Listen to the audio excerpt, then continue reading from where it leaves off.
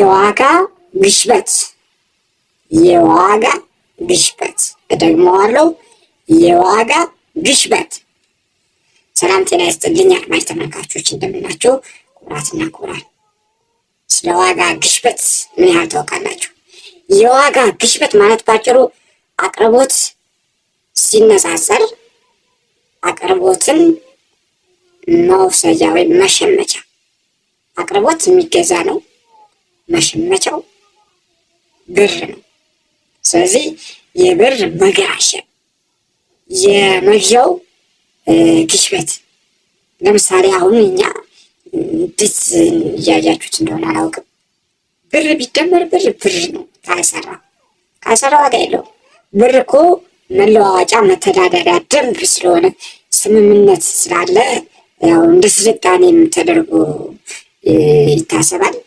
የመሸማመት ስልጣኔ የመተዳደሪያ ደንብ።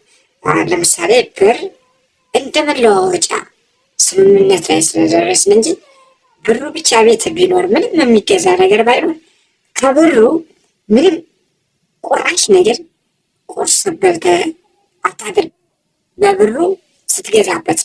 ስለዚህ ብር ቢደመር ብር ተነሱን ብር ስለሆነ መብረር ነው ስራው።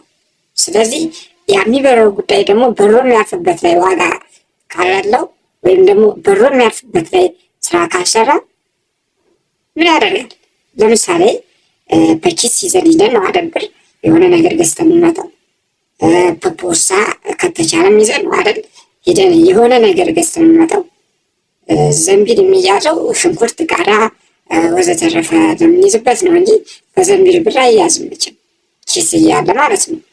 ስለዚህ አሁን በዚህ ተቀጠለ ለወደፊት ገበያ ለመገብየት ወይም ደግሞ በብር የሆኑ ነገሮችን ለመግዛት ዘንቢል ያስፈልጋል ማለት ነው።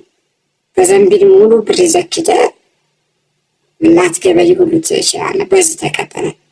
ስለዚህ እንዲህ አይነት ጉዳዮች መስተካከል ቢኖር እንደዚህ አይነት ጉዳይ ላይ ስራ ቢሰራ፣ አቅርቦት ላይ ስራ ቢሰራ፣ ለምሳሌ በገበሬው በኩል የሚመጡ ምርታማና ምርቶች አስፈላጊ ግብአቶች እንዲጨምሩ ስራ መስራት፣ ገበሬው ላይ ስራ መስራት፣ የውጭ እቃዎች የሚመጡ እቃዎች ላይ ስራ መስራት፣ ዋጋን ማመጣጠን ቢቻል።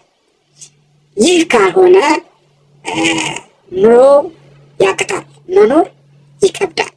ይህንን ማስተካከል ያለበት አካል ቢያስተካክል ጥሩ ነው እላለሁኝ።